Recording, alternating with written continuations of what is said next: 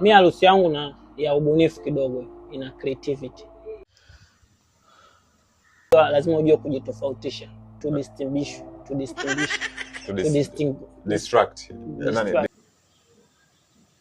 Sina mke, harusi yangu mimi nafanya bila mwanamke. Nafanya si ndio ubunifu, nimekwambia nataka nije nishangaze dunia.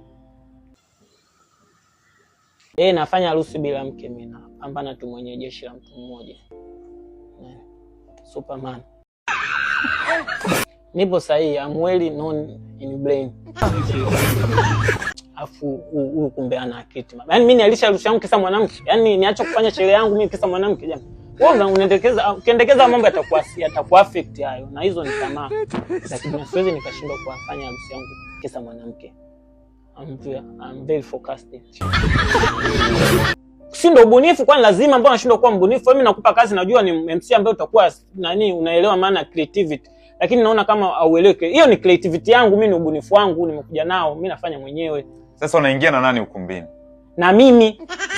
Kanisani? Mimi. Pumba.